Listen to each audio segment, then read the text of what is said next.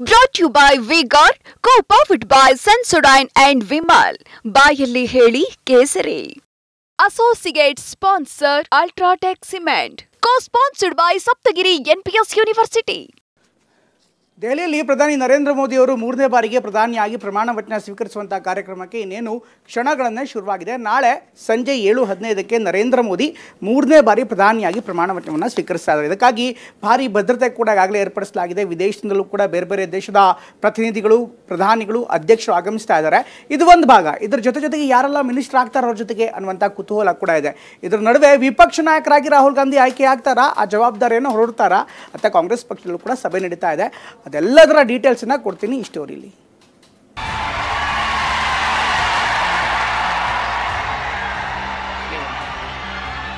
मोटे तौर पर मैंने राष्ट्रपति जी को कहा है कि हमें 9 तारीख शाम को सुविधा रहेगी. एनडीए का महाविजय है कि न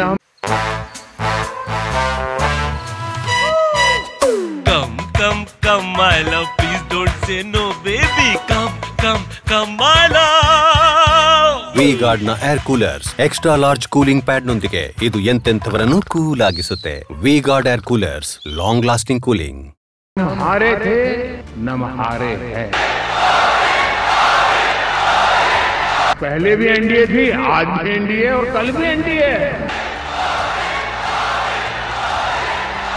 भारत माता की, भारत माता की, भारत माता की.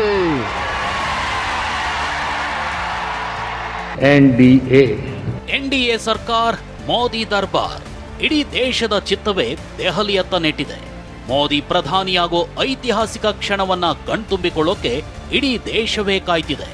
ನಾಳೆ ಮೋದಿ ಪದಗ್ರಹಣ ಐತಿಹಾಸಿಕ ಕ್ಷಣಕ್ಕೆ ಸಾಕ್ಷಿಯಾಗಲಿದೆ. ನೆಹರು ಬಳಿಕ ಮೂರನೇ ಬಾರಿಗೆ ಪ್ರಧಾನಿಯಾಗಿ ಮೋದಿ ಪ್ರಮಾಣ ವಚನ ಸ್ವೀಕರಿಸುತ್ತಿದ್ದಾರೆ. मैं नरेंद्र दामोदर दास मोदी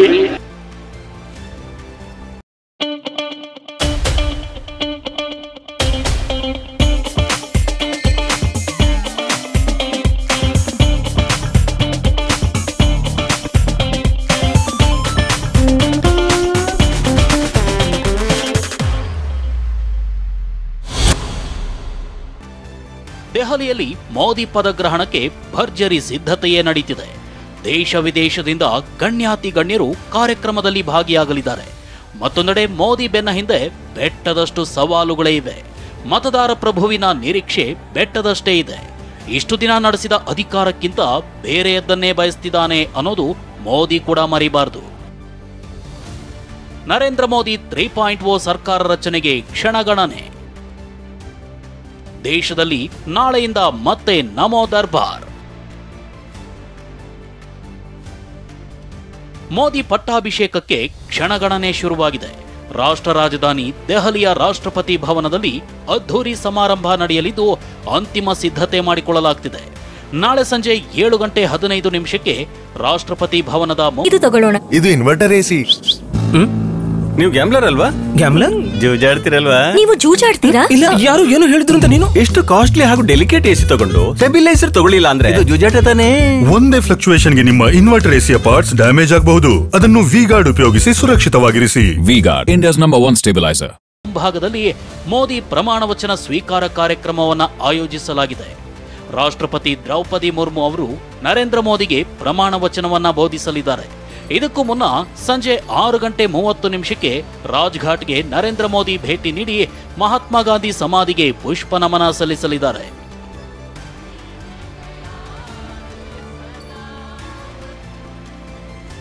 ನಾಳೆ ಮೋದಿ ಪದಗ್ರಹಣ ಕಾರ್ಯಕ್ರಮಕ್ಕೆ ವಿದೇಶಿ ಗಣ್ಯರು ಸಾಕ್ಷಿಯಾಗಲಿದ್ದಾರೆ. ಬಾಂಗ್ಲಾ ಪ್ರಧಾನಿ ಶೇಖ್ ಹಸೀನಾ, ಶ್ರೀಲಂಕಾ ಅಧ್ಯಕ್ಷ ರನಿಲ್ ವಿಕ್ರಮಸಿಂಘೆ, ನೇಪಾಳ ಪ್ರಧಾನಿ ಪುಷ್ಪ ಕಮಾಲ್ ದಹಾಲ್ ಭಾಗಿಯಾಗಲಿದ್ದಾರೆ. ಹಾಗೆಯೇ ಮಾರಿಷಸ್ ಪ್ರಧಾನಿ ಪ್ರವೀಣ್ ಜುಗ್ನೌತ್, ಭೂತಾನ್ ರಾಜ ಜಿಗ್ಮೆ ಖೇಸರ್, ಪ್ರಧಾನಿ ಶೆರಿಂಗ್ ತೊಗ್ಪೆ ಉಪಸ್ಥಿತರಿರಲಿದ್ದಾರೆ. ವಿದೇಶಿ ಗಣ್ಯರ ಜೊತೆ 8,000 ಅತಿಥಿಗಳು ಭಾಗಿ. ವಿದೇಶಿ ಗಣ್ಯರ ಜೊತೆ 8,000 ಅತಿಥಿಗಳು ನಾಳಿನ ಕಾರ್ಯಕ್ರಮಕ್ಕೆ ಸಾಕ್ಷಿಯಾಗಲಿದ್ದಾರೆ. ರಾಷ್ಟ್ರಪತಿ ಭವನದ ಮುಂಭಾಗ 8,000 ಆಸನ ವ್ಯವಸ್ಥೆ ಮಾಡಲಾಗಿದೆ. ಭಾರತದ ಖ್ಯಾತ ವಕೀಲರು, ವೈದ್ಯರು, ಕಲಾವಿದರು ಇರಲಿದ್ದಾರೆ. ಕೇಂದ್ರ ಸರ್ಕಾರದ ಯೋಜನೆಗಳ ಫಲಾನುಭವಿಗಳು, ಬುಡಕಟ್ಟು ಮಹಿಳೆಯರು, ಪೌರ ಕಾರ್ಮಿಕರಿಗೂ ಆಹ್ವಾನ ನೀಡಲಾಗಿದೆ. ಪದ್ಮ ಪ್ರಶಸ್ತಿ ಪುರಸ್ಕೃತರು, 50 ಧಾರ್ಮಿಕ ಮುಖಂಡರು, ಸಿನಿ ಸ್ಟಾರ್ಸ್, ಕ್ರೀಡಾಪಟುಗಳು, ಮಂಗಳಮುಖಿಯರಿಗೂ ಆಹ್ವಾನ ಹೋಗಿದೆ. ಸೆಂಟ್ರಲ್ ವಿಸ್ತಾ ಸಂಸತ್ ಭವನ ನಿರ್ಮಾಣ ಮಾಡಿರೋ ಕಾರ್ಮಿಕರು ಪ್ರಮಾಣ ವಚನ ಕಾರ್ಯಕ್ರಮದಲ್ಲಿ ಭಾಗಿಯಾಗಲಿದ್ದಾರೆ. ನರೇಂದ್ರ ಮೋದಿ ಪ್ರಮಾಣ ವಚನಕ್ಕೆ 3 ಹಂತದ ಭದ್ರತೆ. ದೆಹಲಿಯಲ್ಲಿ ಮೋದಿ ಪ್ರಮಾಣ ವಚನ ಕಾರ್ಯಕ್ರಮಕ್ಕೆ ಹದ್ದಿನ ಕಣ್ಣಿಡಲಾಗಿದೆ. ಬರೋಬ್ಬರಿ 3 ಹಂತದ ಭದ್ರತೆ ಒದಗಿಸಲಾಗಿದೆ. ರಾಷ್ಟ್ರಪತಿ ಭವನದ ಒಳಗೆ ಮತ್ತು ಹೊರಗೆ 3 ಹಂತದಲ್ಲಿ ಬಿಗಿ ಬಂದೋಬಸ್ತ್ ಮಾಡಲಾಗಿದೆ. ದೆಹಲಿಯಲ್ಲಿ ಓಡಾಡುವವರ ಪ್ರತಿಯೊಬ್ಬರ ಚಲನವಲನದ ಮೇಲೆ ಖಾಕಿ ಪಡೆ ಹದ್ದಿನ ಕಣ್ಣಿಟ್ಟಿದೆ. ಅರೆ ಸೇನಾ ಪಡೆ, ಎನ್ಎಸ್ಜಿ ಪಹರೆ ಹೂಡಿದ್ದು ಸ್ನೈಪರ್ಗಳ ಭದ್ರತೆ ನಿಯೋಜಿಸಲಾಗಿದೆ. ದೆಹಲಿಯಲ್ಲಿ ಡ್ರೋನ್ ಹಾರಾಟ ನಿಷೇಧ ಮಾಡಲಾಗಿದೆ. ವಿದೇಶಿ ಗಣ್ಯರಿಗೆ ವಿಶೇಷ ಭದ್ರತಾ ವ್ಯವಸ್ಥೆ ಮಾಡಲಾಗಿದ್ದು ಹೋಟೆಲ್ಗಳಿಗೂ ಹೈ ಸೆಕ್ಯೂರಿಟಿ ಒದಗಿಸಲಾಗಿದೆ. ನವದೆಹಲಿಯಲ್ಲಿ ಖರ್ಗೆ ನೇತೃತ್ವದಲ್ಲಿ ಸಿಡಬ್ಲ್ಯೂಸಿ ಮೀಟಿಂಗ್. ಮತ್ತೊಂದೆಡೆ ದೆಹಲಿಯಲ್ಲಿಂದು ಎಐಸಿಸಿ ಅಧ್ಯಕ್ಷ ಮಲ್ಲಿಕಾರ್ಜುನ ಖರ್ಗೆ ನೇತೃತ್ವದಲ್ಲಿ ಸಿಡಬ್ಲ್ಯೂಸಿ ಸಭೆ ನಡೆಸಲಾಯಿತು. ಸಭೆಯ ಮೂಲಕ ಇಂಡಿಯಾ ಒಕ್ಕೂಟ ಒಗ್ಗಟ್ಟು ಪ್ರದರ್ಶನ ಮಾಡಿತು. ಸೋನಿಯಾ ಗಾಂಧಿ, ಮಲ್ಲಿಕಾರ್ಜುನ ಖರ್ಗೆ, ರಾಹುಲ್, ಪ್ರಿಯಾಂಕಾ ಗಾಂಧಿ, ಸಿಎಂ ಸಿದ್ದರಾಮಯ್ಯ ಸೇರಿದಂತೆ ಕಾರ್ಯಕಾರಿ ಸಮಿತಿಯ ಎಲ್ಲಾ ಸದಸ್ಯರು ಭಾಗವಹಿಸಿದ್ರು. ಸೋಲಿನ ಪರಾಮರ್ಶೆ ಹಾಗೂ ಗೆಲುವಿನ ಸಾಧನೆ ಕುರಿತು ಚರ್ಚೆ ನಡೆಸಿದ್ದಾರೆ. ರಾಹುಲ್ ವಿಪಕ್ಷ ನಾಯಕ ಆಗಬೇಕೆಂದು ಸಿಡಬ್ಲ್ಯೂಸಿ ಸದಸ್ಯರ ನಿರ್ಧಾರ. ಇನ್ನು ದೆಹಲಿಯಲ್ಲಿ ನಡೆದ ಸಿಡಬ್ಲ್ಯೂಸಿ ಸಭೆಯಲ್ಲಿ ರಾಹುಲ್ ಗಾಂಧಿ ವಿಪಕ್ಷ ನಾಯಕ ಆಗಬೇಕು ಅಂತ ಒಮ್ಮತದ ನಿರ್ಧಾರ ಮಾಡಿದ್ದಾರೆ. ಆದರೆ ಈ ಬಗ್ಗೆ ರಾಹುಲ್ ಗಾಂಧಿ ಒಪ್ಪಿಗೆಯೊಂದೇ ಬಾಕಿ ಇದೆ. ಹಾಗಾದ್ರೆ ಸಭೆಯಲ್ಲಿ ಏನೇನ್ ಚರ್ಚೆ ಆಯಿತು ಅಂತ ನೋಡೋದಾದ್ರೆ, ರಾಹುಲ್ ಗಾಂಧಿಯೇ ವಿಪಕ್ಷ ನಾಯಕ ಆಗಬೇಕು ಅಂತ ಸಿಡಬ್ಲ್ಯೂಸಿ ಸದಸ್ಯರು ಆಗ್ರಹಿಸಿದ್ರು. ಬಹುತೇಕ ಸದಸ್ಯರು ರಾಹುಲ್ ಗಾಂಧಿಯೇ ಆಗಬೇಕು ಅಂತ ನಿರ್ಧಾರ ತಿಳಿಸಿದ್ದಾರೆ. ಭಾರತ್ ಜೋಡೋ ಯಾತ್ರೆ ನಡೆದಲ್ಲೆಲ್ಲ ನಾವು ಹೆಚ್ಚು ಸ್ಥಾನ ಗೆದ್ದಿದ್ದೀವಿ. ಚುನಾವಣೆಯಲ್ಲಿ ಮಣಿಪುರದಲ್ಲಿ 2 ಸ್ಥಾನ ಗೆಲ್ಲಲು ರಾಹುಲ್ ಕಾರಣ ಆಗಿದ್ದಾರೆ. ಹೀಗಾಗಿ ರಾಹುಲ್ ಗಾಂಧಿಯೇ ವಿರೋಧ ಪಕ್ಷದ ನಾಯಕ ಆಗಬೇಕು ಅಂತ ಸಭೆಯಲ್ಲಿ ಪಕ್ಷದ ಹಿರಿಯ ನಾಯಕರು ಒತ್ತಾಯಿಸಿದ್ದಾರೆ. ಸಂವೇದನಾಶೀಲತೆಯಿಂದ ತಕ್ಷಣವೇ ಆರಾಮ ಪಡೆಯಿರಿ. ಸೆನ್ಸೊಡೈನ್ ರ್ಯಾಪಿಡ್ ರಿಲೀಫ್ ಜೊತೆಗೆ.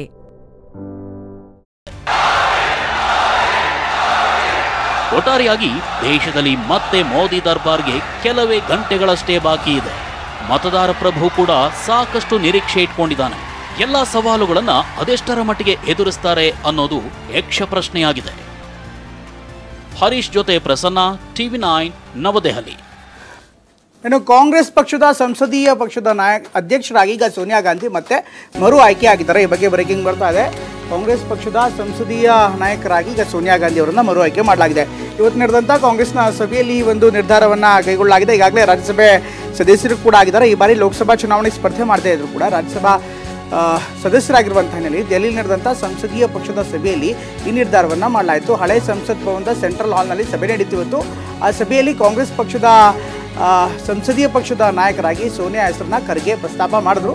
ಅದಕ್ಕೆ ಎಐಸಿಸಿಯ ಇನ್ನಿತರ ನಾಯಕರು ಕೂಡ ಅದಕ್ಕೆ ಅನುಮತಿಯನ್ನು ನೀಡಿದರು. ಒಟ್ಟಿನಲ್ಲಿ ಸಂಸದೀಯ ಪಕ್ಷದ ನಾಯಕಿಯಾಗಿ ಅಥವಾ ಅಧ್ಯಕ್ಷೆಯಾಗಿ ಈ ಒಂದು ನಿರ್ಧಾರವನ್ನು ಕಾಂಗ್ರೆಸ್ ಪಕ್ಷ ಮಾಡಿಕೊಂಡಿದೆ.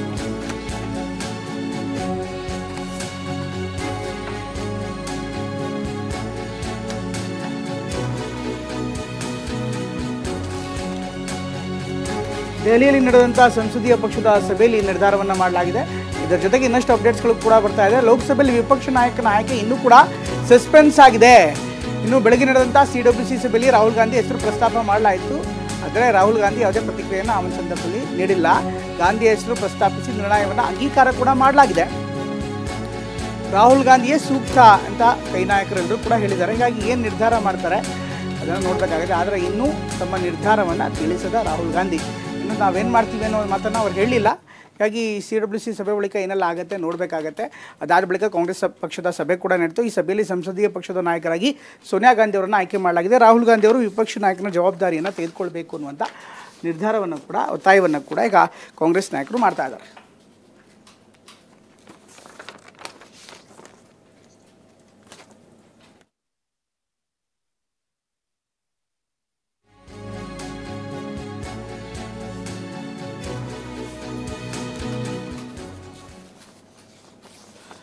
ಇನ್ನು ಇದ್ರ ಜೊತೆಗೆ ಗ್ಯಾರಂಟಿಗೆ ಯೋಜನೆ ಬೇಕಾಗಿಲ್ಲ, ಈ ಮಾತನ್ನು ಹೇಳ್ತಾ ಇರೋದು ಬೇರೆ ಯಾರೂ ಅಲ್ಲ, ಕಾಂಗ್ರೆಸ್ ಪಕ್ಷದ ಶಾಸಕರು. ಈಗಾಗಲೇ ಲೋಕಸಭೆ ಚುನಾವಣೆ ಫಲಿತಾಂಶ ಬಂದ ಬಳಿಕ ಅನೇಕ ಕ್ಷೇತ್ರಗಳಲ್ಲಿ ಕಾಂಗ್ರೆಸ್ ನೆಲ ಕಚ್ಚಿದೆ.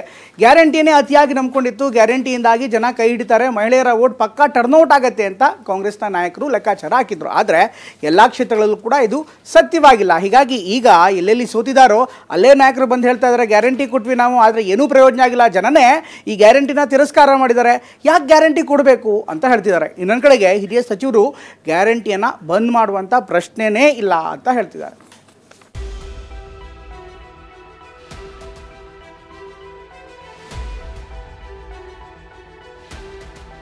ಗ್ಯಾರಂಟಿ ಅವ್ರ ಅಕ್ಸೆಪ್ಟ್ ನನಗೆ ಇಷ್ಟ ಇಲ್ಲ ಅನ್ನುವಂಥದ್ದು ಕಾಣ್ತಾ ಇದೆಯಲ್ಲ, ಅವ್ರಿಗೆ ಇಷ್ಟ ಇಲ್ಲ ಅಂದಮೇಲೆ ಸ್ಟಾಪ್ ಮಾಡುವಂಥದ್ದು ಬೆಟರ್ ಅಲ್ವೇ? ಈಗ ಅದು ಕೈ ಹಿಡಿದಿಲ್ಲ ಅಂತಕ್ಕಂಥ ಮನವರಿಕೆ ಆಗಿದೆ. ಈಗ ಅದನ್ನ ಪರಾಮರ್ಶೆ ಮಾಡ್ತಕ್ಕಂಥದ್ದು ಗೊತ್ತಿಲ್ಲ.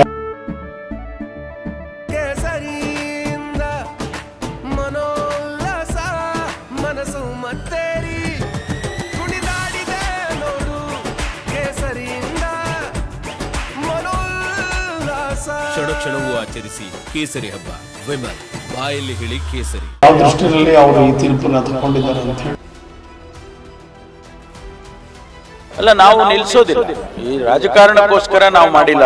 ಸಿಎಂ ಅವರು ಈಗಾಗಲೇ ಸ್ಪಷ್ಟವಾಗಿ ಹೇಳಿದ್ದಾರೆ, ನಾವು ಅದನ್ನ ನಿಲ್ಲಿಸೋದಿಲ್ಲ ಅಂತ.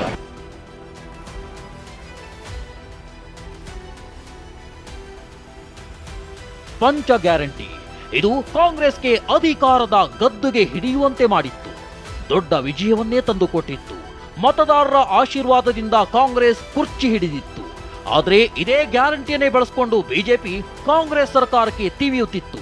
ಅದೇನೆಂದ್ರೆ ಲೋಕಸಭಾ ಚುನಾವಣೆ ಬಳಿಕ ಗ್ಯಾರಂಟಿ ಯೋಜನೆಗಳನ್ನ ನಿಲ್ಲಿಸುತ್ತಾರೆ ಎಂಬ ಸುದ್ದಿ ಹರಿದು ಬಿಟ್ಟಿದ್ರು. ಇದು ರಾಜ್ಯ ರಾಜಕೀಯದಲ್ಲಿ ದೊಡ್ಡ ಮಟ್ಟಿಗೆ ಸದ್ದು ಮಾಡಿತ್ತು. ಆದರೆ ಇದೀಗ ಗ್ಯಾರಂಟಿ ನಿಲ್ಲಿಸೋ ಬಗ್ಗೆ ಕಾಂಗ್ರೆಸ್ನಲ್ಲೇ ಪರ ವಿರೋಧ ಮಾತುಗಳು ಕೇಳಿ ಬರ್ತಿದೆ. ಇದೇ ಮಾತುಗಳು ರಾಜ್ಯ ರಾಜಕೀಯದಲ್ಲಿ ಸಂಚಲನವನ್ನೇ ಸೃಷ್ಟಿಸಿದೆ. ಲೋಕಸಭೆ ಚುನಾವಣೆಯಲ್ಲಿ 2 ಅಂಕಿ ದಾಟದ ಕಾಂಗ್ರೆಸ್, ರಾಜ್ಯದಲ್ಲಿ ಸ್ಥಗಿತವಾಗುತ್ತಾ ಕಾಂಗ್ರೆಸ್ ಗ್ಯಾರಂಟಿ ಯೋಜನೆ. ವಿಧಾನಸಭೆಯಂತೆ ಲೋಕಸಭೆ ಚುನಾವಣೆಯಲ್ಲೂ ಹೆಚ್ಚು ಸೀಟು ಬರಬಹುದು ಅನ್ನೋ ಲೆಕ್ಕಾಚಾರದಲ್ಲಿ ರಾಜ್ಯ ಕಾಂಗ್ರೆಸ್ ನಾಯಕರು ಇದ್ರು.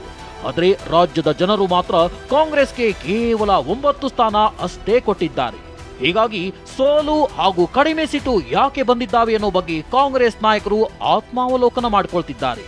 ಈಗ ಗ್ಯಾರಂಟಿ ಅಳಿವು ಉಳಿವಿನ ಪ್ರಶ್ನೆ ಸೃಷ್ಟಿಯಾಗಿದೆ. ಸಚಿವರು ಹಾಗೂ ಶಾಸಕರು ತಮ್ಮ ತಮ್ಮ ಅಭಿಪ್ರಾಯ ಜನರ ಮುಂದಿಟ್ಟಿದ್ದಾರೆ.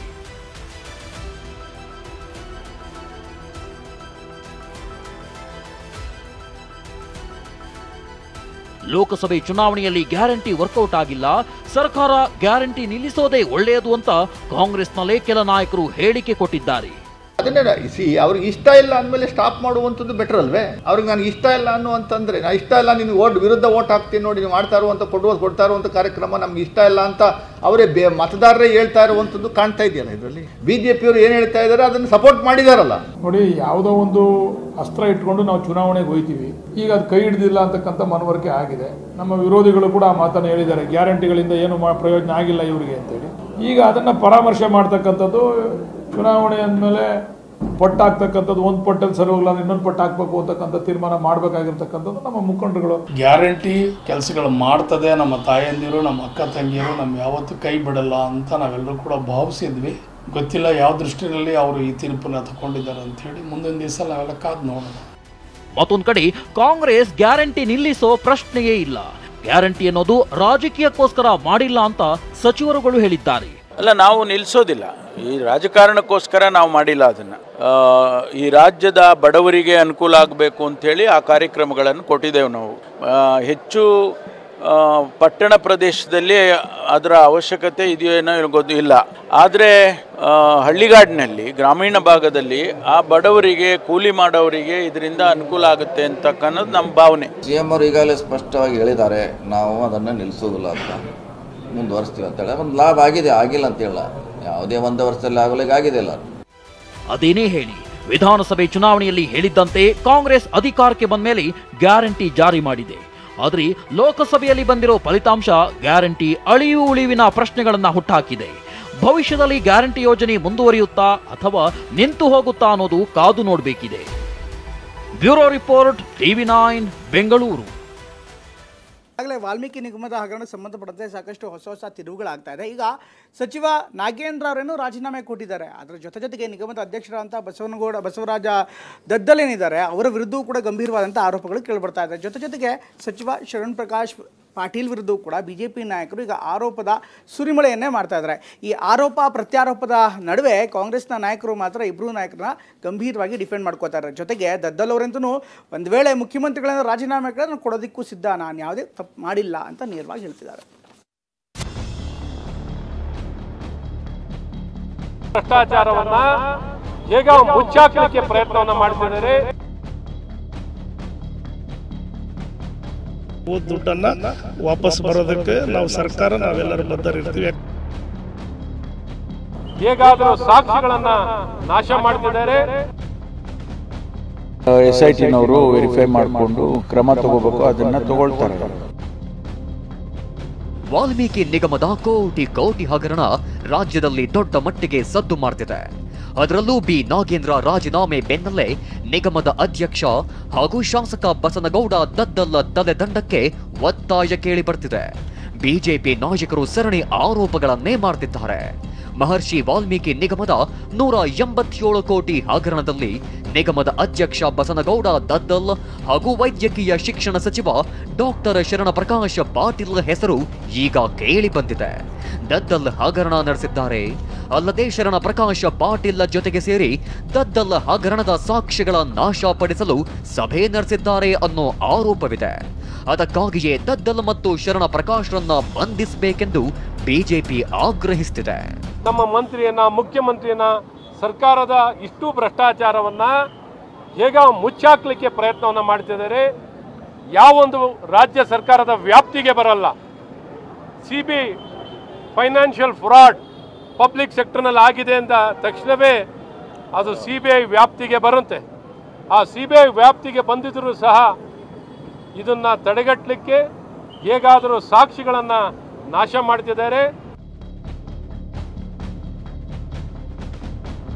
ಇನ್ನು ವಾಲ್ಮೀಕಿ ನಿಗಮದ ಅಧ್ಯಕ್ಷ ಬಸನಗೌಡ ದದ್ದಲ್ ಪ್ರತಿಕ್ರಿಯಿಸಿದ್ದಾರೆ. ಹಣ ಯಾರ್ಯಾರ ಖಾತೆಗೆ ಹೋಗಿದೆ ಎಲ್ಲ ಕಲೆ ಹಾಕ್ತಿದ್ದೇವೆ. ಸಿಎಂ ರಾಜೀನಾಮೆ ಕೇಳಿದ್ರೆ ನಾನು ಕೊಡೋದಕ್ಕೂ ಸಿದ್ಧ ಅಂದಿದ್ದಾರೆ.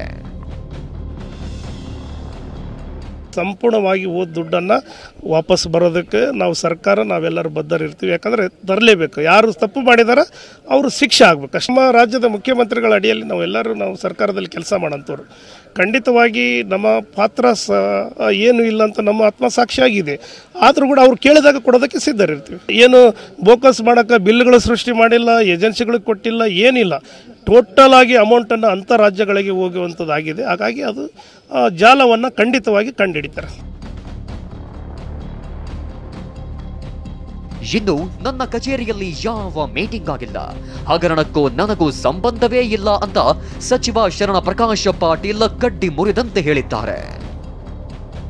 ಆಮೇಲೆ ನಮಗೂ ಅದಕ್ಕೇನು ನಂದು ವಿಕಾಸಸೌಧದಲ್ಲಿ ಇರ್ತಕ್ಕಂಥ ಕಚೇರಿ, ಅದು ಗೌರ್ಮೆಂಟ್ ಆಫೀಸು. ಅಲ್ಲಿ ಸಾಕಷ್ಟು ಜನ ಬರ್ತಾರೆ, ಶಾಸಕರು ಬರ್ತಾರೆ, ಅಲ್ಲಿ ಕುಂದಿರ್ತಾರೆ, ಹೋಗ್ತಾರೆ. ನಾನು ಇಲ್ಲದೆ ಇದ್ದಾಗೂ ಕೂಡ ಅನೇಕ ಜನ ಶಾಸಕರು ಬರ್ತಾರೆ, ಅಲ್ಲಿ ಬರ್ತಾರೆ, ಕೂಳ್ತಾರೆ, ಮಾತಾಡ್ತಾರೆ, ಹೋಗ್ತಾರೆ. ಅದಕ್ಕೆ ನನಗೂ ಅದಕ್ಕೇನು ಸಂಬಂಧ ಇಲ್ಲ.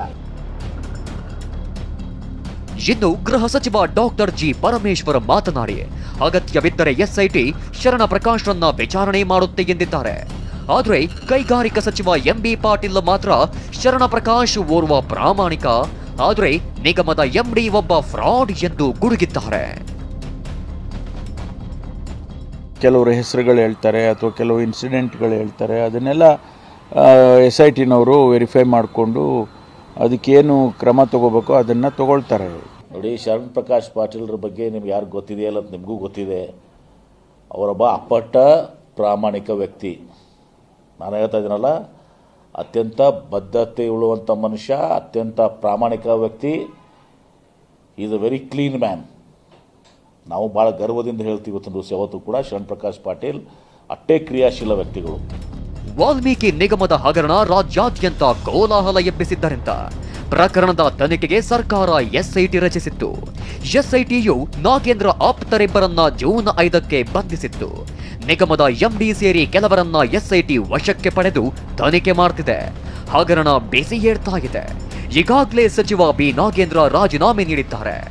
ಇನ್ನು ಅದ್ಯಾರ್ಯಾರ ತಲೆದಂಡ ಆಗುತ್ತೋ ಕಾದು ನೋಡಬೇಕು. Iranna Basava, TV9 Bengaluru. Brought you by V-Guard, co-powered by Sensodyne and Vimal. ಬಾಯಲ್ಲಿ ಹೇಳಿ ಕೇಸರಿ. Associate sponsor Ultratech Cement. Co-sponsored by Saptagiri NPS University.